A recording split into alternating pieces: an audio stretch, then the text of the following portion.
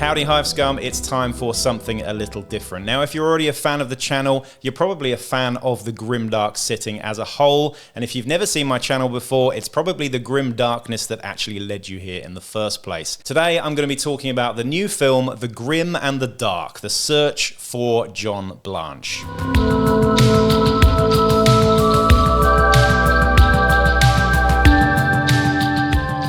Now, having been a Grimdark enthusiast and wargaming hobbyist since the mid-80s, I was pretty excited when I heard this was announced and needed to get my ears and eyes around it as soon as possible. Leading the charge in this documentary is none other than Napoleon Dynamite himself, Jon Hader, I believe I'm saying that right, who guides us through a journey into the nitty-gritty of the Grimdark world. Now, the documentary starts with John, aka Napoleon, calling his nerdy mate about his 11-year-old son wanting to get into wargames and D&D and whatnot. I wish my 11-year-old son was into D&D and wargames, I must admit.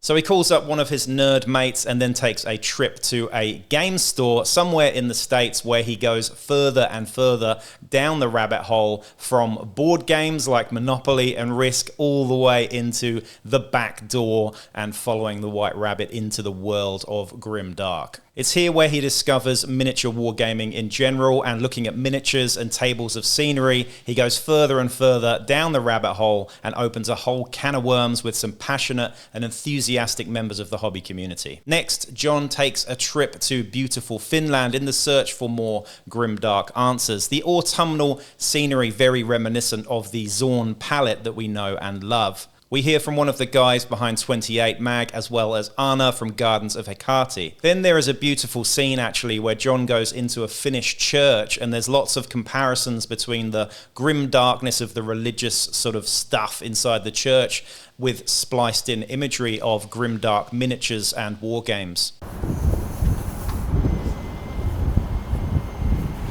It's beautiful.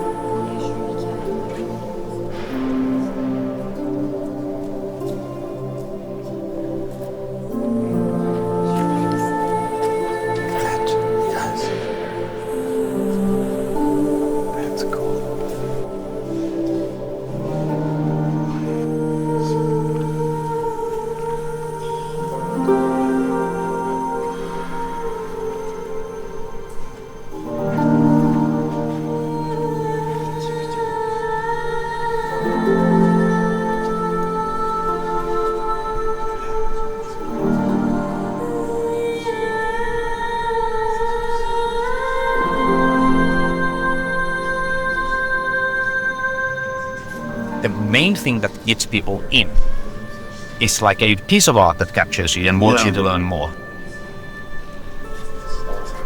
But that alone wouldn't do it. We see beautiful art all the time, but if there's nothing behind it, you lose interest. Yeah. This scene was really lovely, and the sort of wonder on John's face was very contagious at this point. Then, seeing as we are in Finland, the home of Thomas Pirinen, we have a great interview with the man himself, the guy behind none other than Mordheim, editions of Warhammer Fantasy, and of course more recently, Trench Crusade. Now, I must admit, I cringed a little bit when John asked if Thomas was actually a creator or an artist himself. I died a little bit inside there, but it's all part of the storytelling in this documentary. To me, it was mesmerizing to see just how passionate and enthusiastic Thomas is for his art and his craft. There was one moment when Thomas says the words filthy Xenos. He means it with so much conviction, it was hilarious to me to see.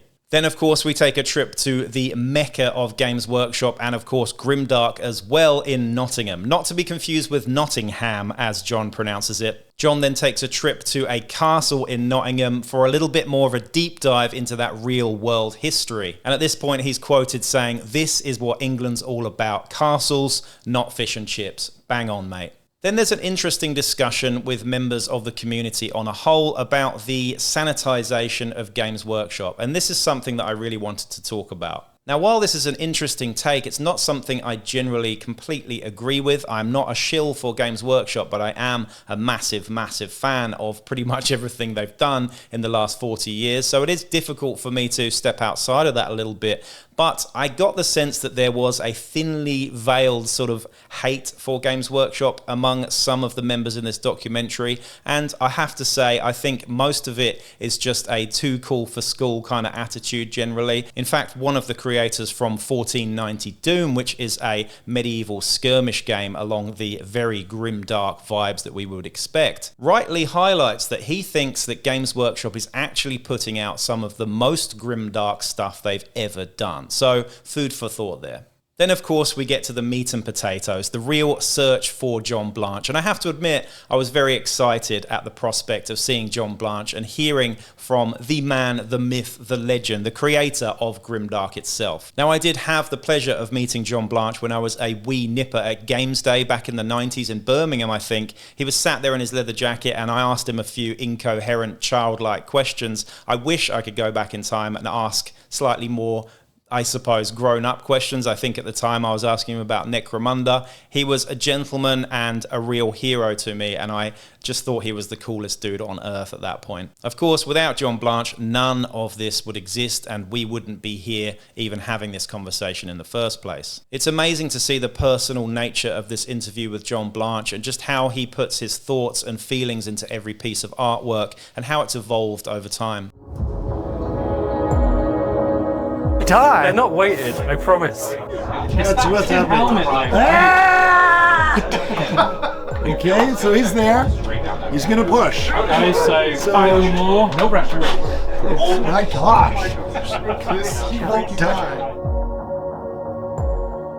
After this incredibly personal and intimate interview with John Blanch, we then get some slow motion scenes of Napoleon Dynamite licking a paintbrush before applying paint to a grimdark miniature. At this point, you can see that he is fully initiated into the grimdark scene. Ultimately, this film is really, really enjoyable for hobbyists like me, and I urge you all to go and watch it. Even if you're not familiar with some of the guys in it, Thomas Pyin and John Blanch, you certainly will be by the end, and you'll understand why there is so much of a cult following for these guys. As someone who's been into the hobby since the mid-80s myself, and for many of those years kind of hiding it from others a little in nerd shame, to now fully not giving a single shit what people think, I've struggled to quantify what it is that I'm obsessed with in terms of tabletop wargaming. In my day job as a barber, I talk about it with my clients and colleagues, and most just simply don't understand.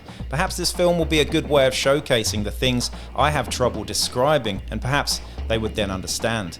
Either way, as a long-time hobbyist and passionate nerd for all things grimdark, I really, really enjoyed this and highly recommend you go and watch it too. Thanks for watching, and remember that although this hobby may be grim and dark, the community is certainly the very opposite.